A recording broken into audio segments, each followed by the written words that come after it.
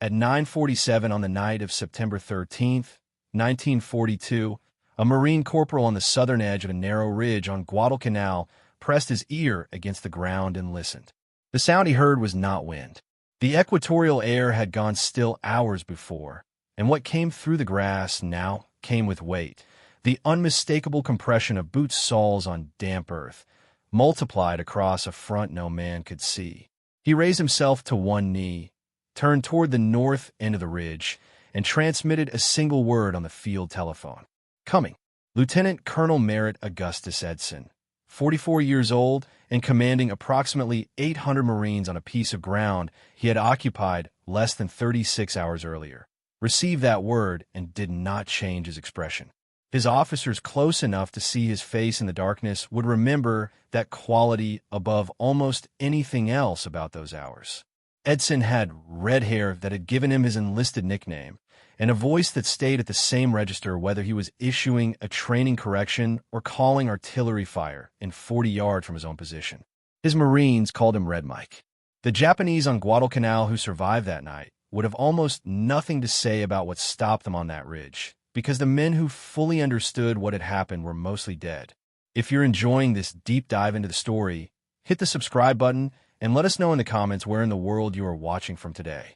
To understand why approximately 2,500 of Japan's best jungle infantry were advancing up that ridge at 9:47 in the evening, you have to understand what sat at the ridge's northern end, roughly 1,000 yards from the Japanese line of departure.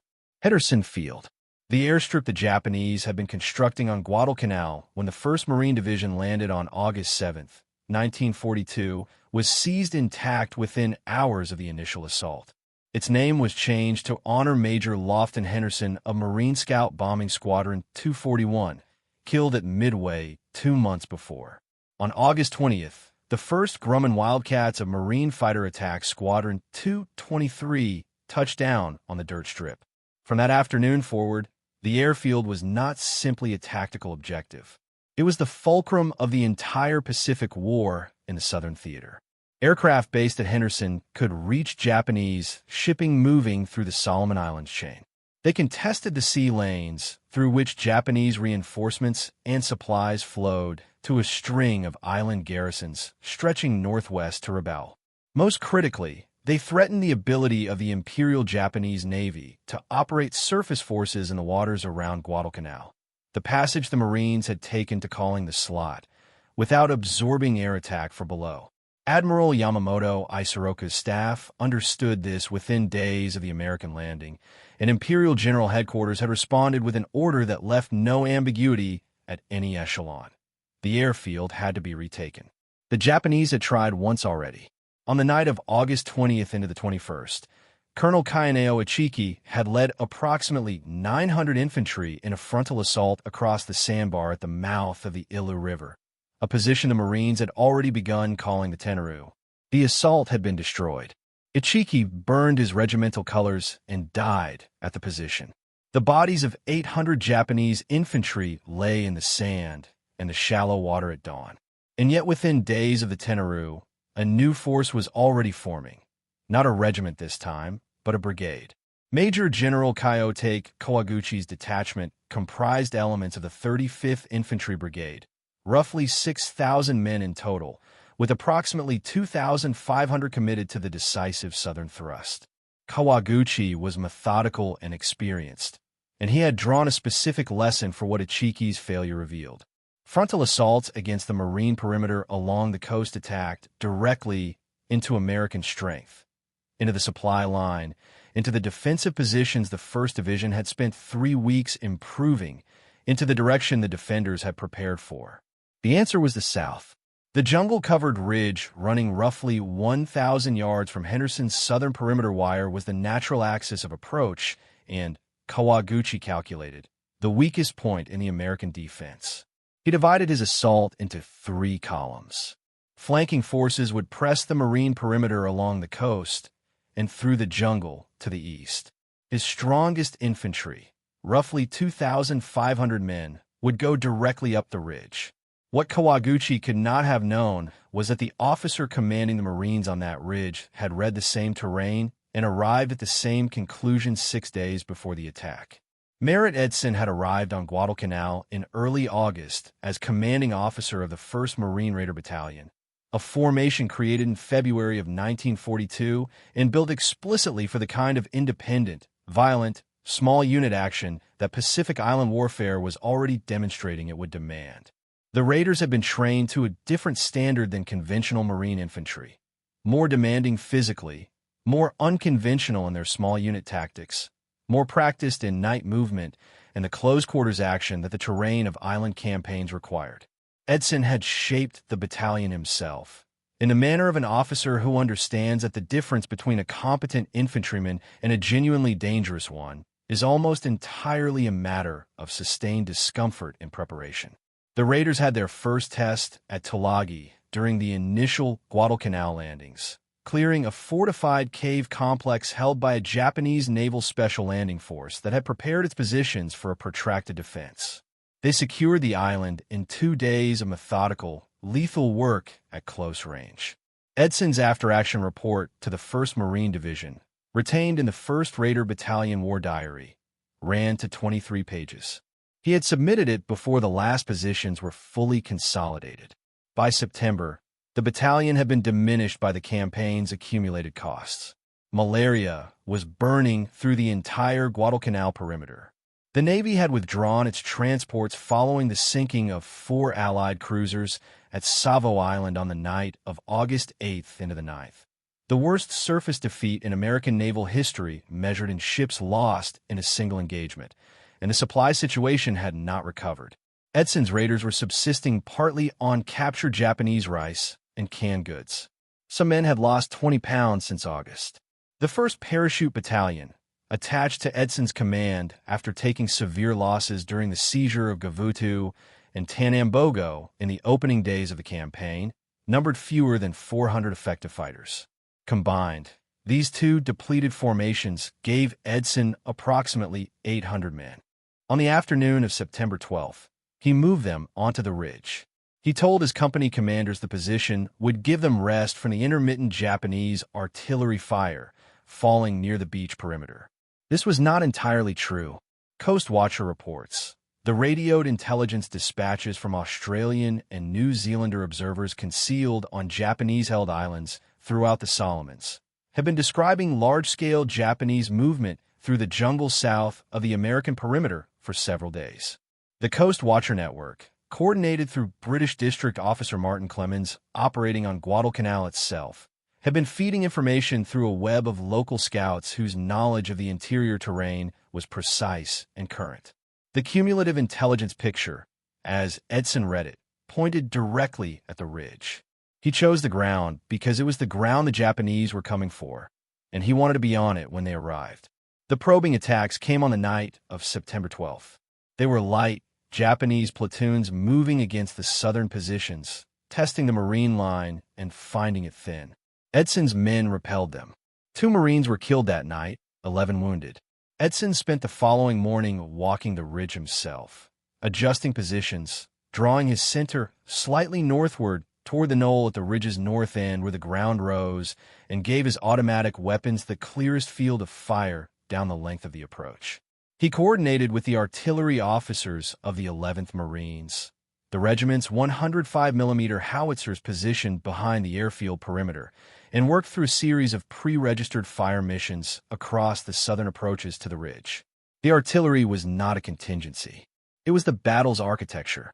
The critical detail in that coordination was the final registration data, the grid coordinates for impact zones that Edson intended to call in directly in front of, and in some cases on top of, his own forward positions if the line bent far enough. His artillery officers did not object. They understood what Edson was planning for. At approximately 2 in the afternoon on September 13th, he assembled his company commanders at the North Knoll. A patrol had made contact with a substantial Japanese force moving north through the jungle south of the ridge that morning, sustained casualties, and broken contact. The size of what it encountered was not precisely determinable in the dense secondary growth, but the direction of movement was not ambiguous. Kawaguchi's main body was forming on its line of departure. Edson told his officers what was coming. He told them the ridge would be hit from the south that night with the full weight of Kawaguchi's assault column. He told them the line would be pushed.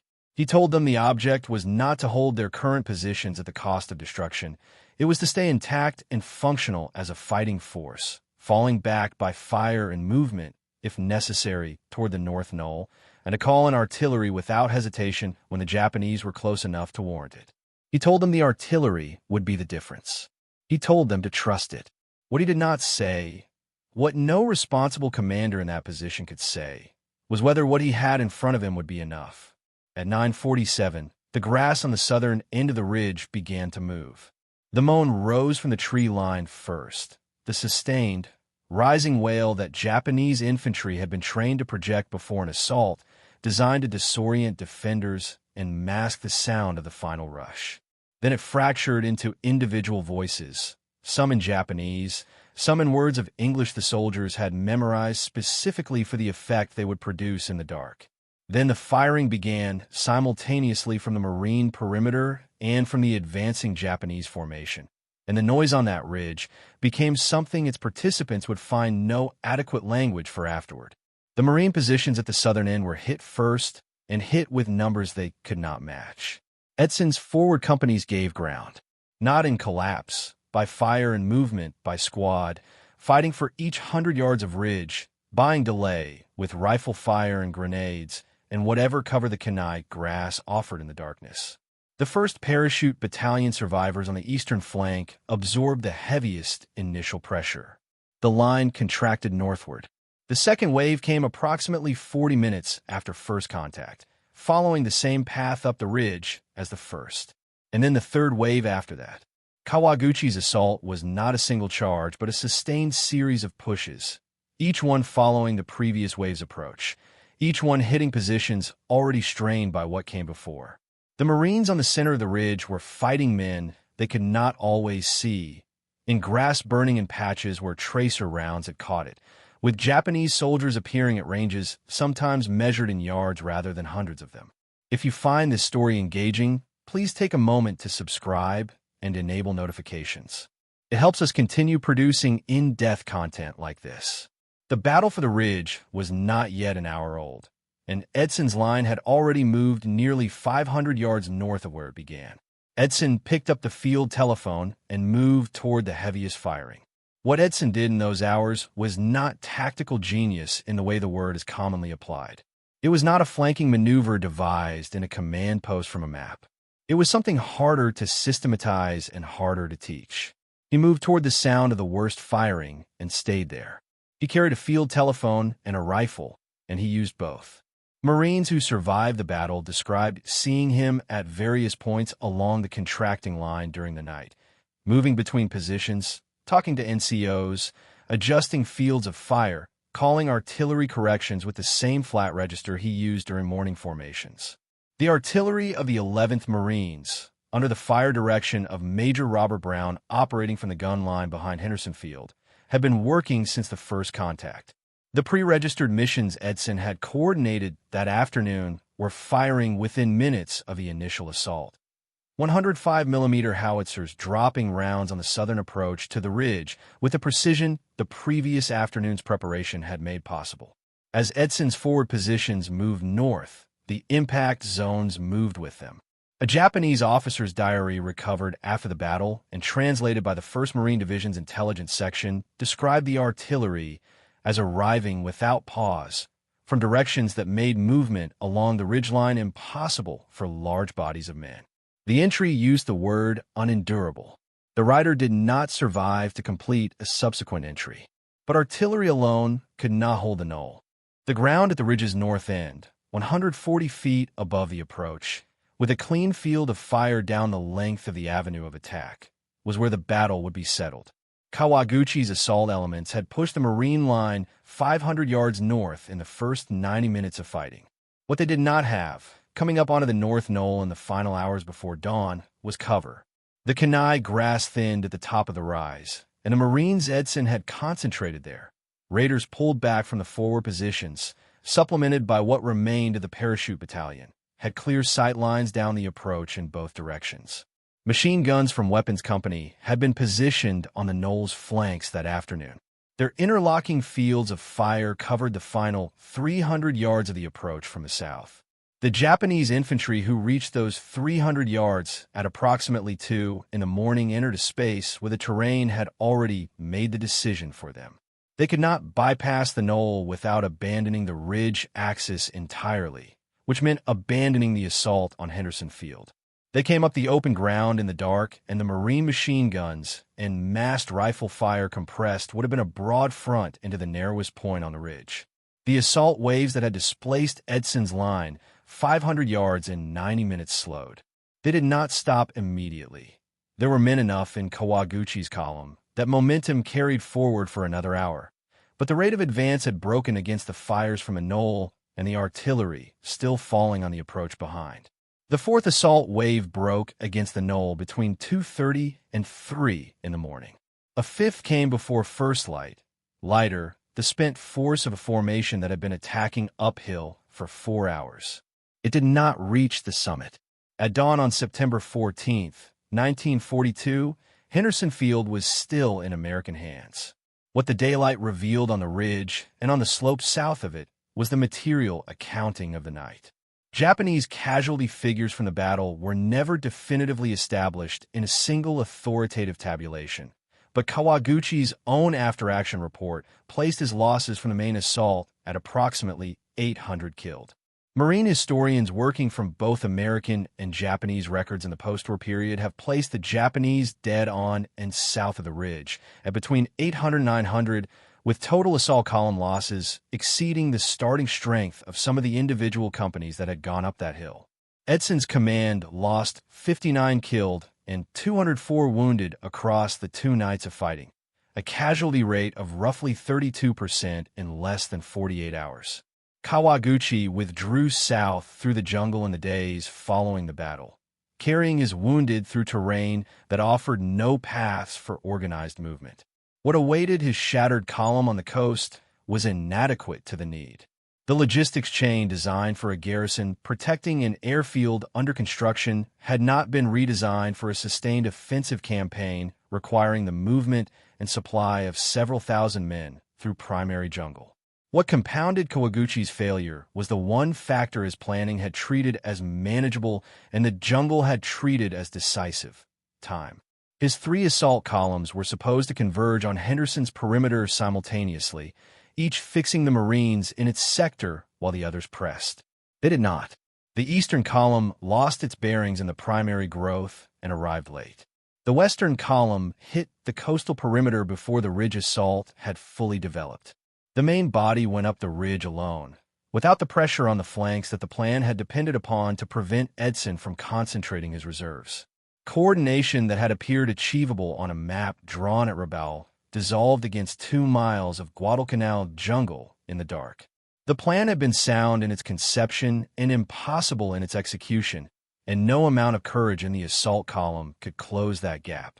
The 3-month agony of the Japanese position on Guadalcanal, the progressive attrition of the garrison, the worsening malaria, the inadequate rations, the continued loss of naval assets in the surrounding waters, began in earnest on the morning of September 14th. Imperial General Headquarters would not formally decide on the evacuation until December 31st. The men extracted in the 3-night destroyer operation of early February 1943 were the remnant of a force physically and nutritionally destroyed over the preceding months, many too weakened by starvation and disease to carry their own weapons to the evacuation beaches. None of that collapse was decided on the ridge in a single night. What the ridge decided was narrower and more specific.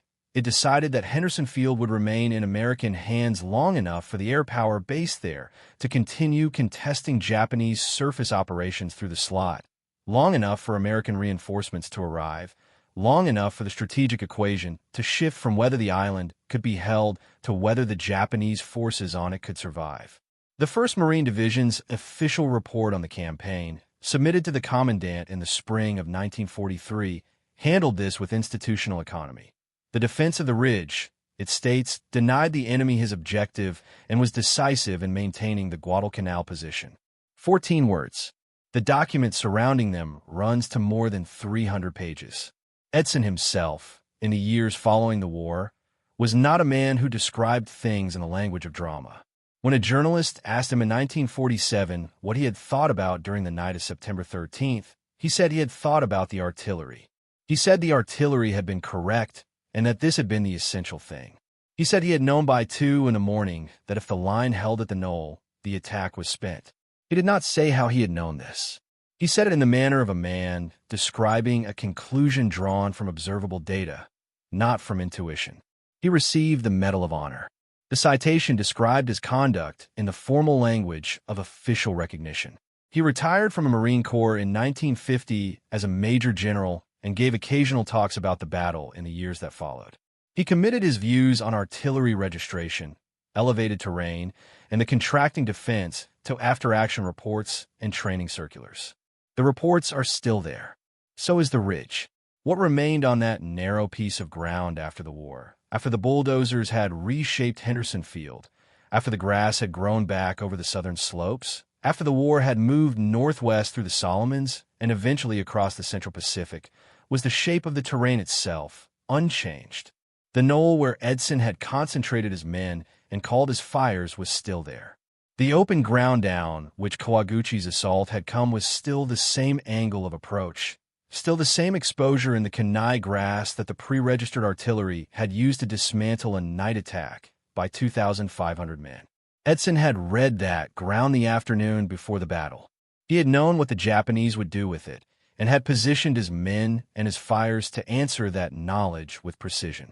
That answer, on the night of September 13th into the 14th, is the reason Henderson Field stood at dawn, the reason Guadalcanal was held, the reason the long southward retreat of the Japanese in the Pacific had a starting date that historians could point to. The ridge carries his name on the maps the Marine Corps uses to teach the battle. The official designation in the records of the period was Hill 123. The Marines who fought there called it Bloody Ridge. In the histories published in the decades since, both names appear, sometimes in the same paragraph. Edson would have had no opinion about what it was called. Thank you for watching. For more detailed historical breakdowns, check out the other videos on your screen now, and don't forget to subscribe.